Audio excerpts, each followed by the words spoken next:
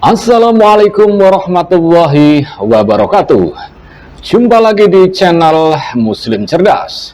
Sahabat, merebaknya panggung hiburan merangsang ustadz-ustadz selebritis tampil tanpa ilmu pengetahuan. Sebut saja Ustadz Firanda Andirja, Khalid Basalamah, Yazid Abdul Qadir Jawas, dan yang kelasnya selevel, mudah sekali berfatwa dengan merendahkan amalan orang lain. Salah satunya Zikirhu yang lazim dalam komunitas tarekat dituduh menyimpang dari Al-Quran dan hadis. Tentu saja, ajaran ustadz-ustadz keblinger itu menyakiti hati umat muslim sekaligus menistakan ilmu pengetahuan itu sendiri. Bagaimana mungkin kita berpegang pada ujaran kebencian ustadz-ustadz selebritis itu? Sementara kita memiliki ulama besar seperti misalnya Abdul Karim bin Hawasin bin Abdul Mulk bin Talhah Abdul Qasim Al-Husairi As-Syafi'i Al-Ash'ari adalah ulama besar di bidang fikih, tafsir Al-Quran, hadis, usul fikih, bahkan sastra dan puisi. Al-Husairi adalah pemimpin sufi dunia yang menulis banyak kitab seperti terakhir kitab Syarh Asma Allah Al-Husna, di mana Al-Husairi menjelaskan nama-nama Allah berdasarkan dalil syar'i seperti Zikirhu ini. Jika ustadz-ustadz Wahabi seperti Firanda Andirja, Khalid Basalamah, Yazid Abdul Qadir Jawas membutuhkan dalil syar'i tentang Zikirhu, maka bacalah kitab Al-Husairi ini tentang 5 tingkatan kelas manusia. Pertama, orang awam atau al-awam. Orang awam adalah kelas terbawah karena mereka membutuhkan penjelasan panjang lebar dan detail untuk mengerti tentang Allah Subhanahu wa Ta'ala. Ayat yang menjadi sandaran mereka adalah Dia tidak melahirkan dan tidak dilahirkan, dan tidak ada satupun yang serupa dengan Dia. Quran Surat Al-Ikhlas ayat 3-4. Kedua, saintis atau al-ukala. Golongan saintis ini lebih tinggi satu tingkat dari orang awam. Karena mampu menerima penjelasan abstrak, seorang saintis membutuhkan rasionalitas, dan salah satu ciri rasionalitas itu hukum sebab akibat. Segala sesuatu butuh sebab, dan Allah adalah sebab dari segala akibat. Allah adalah sebab atau sandaran atau al-somad dari segala yang ada. Ayat yang menjadi sandaran kaum ilmuwan ini adalah Allah adalah sandaran al-somad. Quran Surat Al-Ikhlas ayat 2. Dan yang ketiga adalah ulama atau al-ulama. Hukum sebab akibat sering tidak berlaku dalam kehidupan ini, di mana satu peristiwa kadang terjadi tanpa sebab yang terdeteksi. Ilmu sering kebingungan menjelaskan fenomena semacam itu.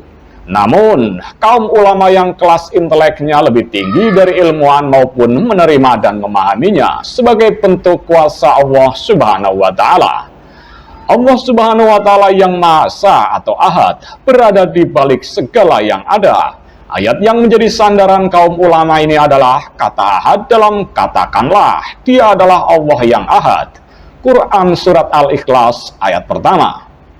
Dan yang keempat adalah golongan pecinta atau al-mutaimun. Golongan ini jauh melampaui kelas saintis maupun ulama, karena akal tidak lagi menjadi sandaran, melainkan cinta dalam hati sebagai sumber pegangannya. Tentu orang awam sudah tidak tahu apa-apa tentang rasa cinta kelompok ini, tetapi orang awam yang berhasil naik kelas ke golongan ukola, lalu naik ke golongan ulama, baru ia bisa naik ke golongan mutaimun.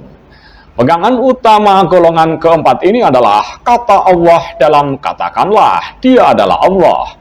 Quran Surat Al-Ikhlas ayat pertama. Dan yang kelima adalah golongan kekasih Allah atau al-muhibbun. Lebih tinggi lagi dari al-mutaimun adalah muhibbun.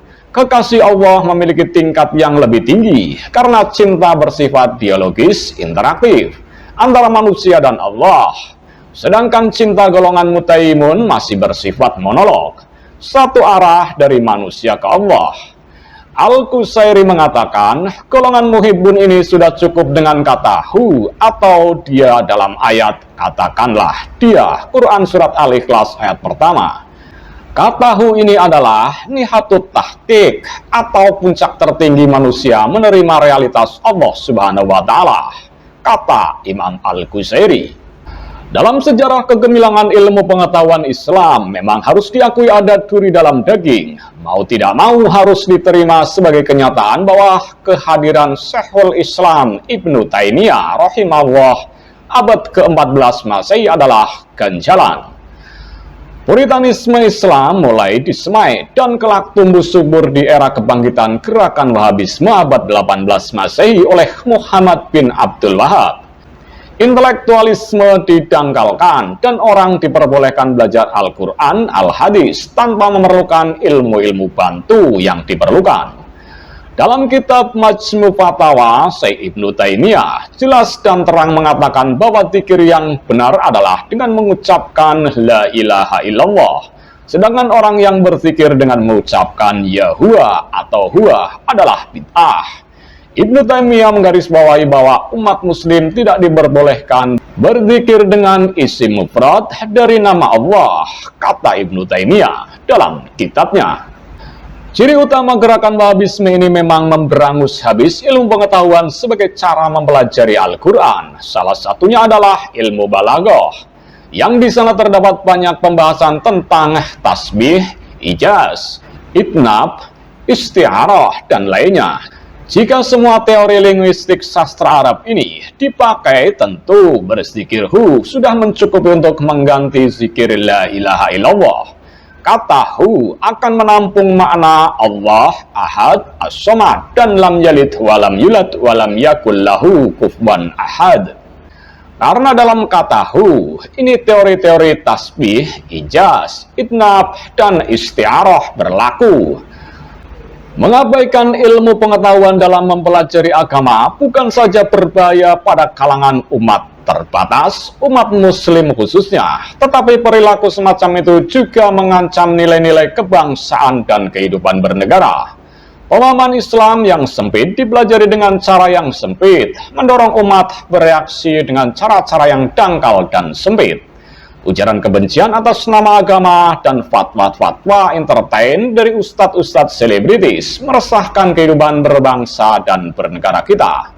Pada saat bangsa-bangsa lain sudah meneliti ruang angkasa, kita masih berkutat dengan fatwa hukum halal haram bermain catur, zikir hu-hu, memilih jadi anjing Rasulullah, dan entah apalagi di masa depan.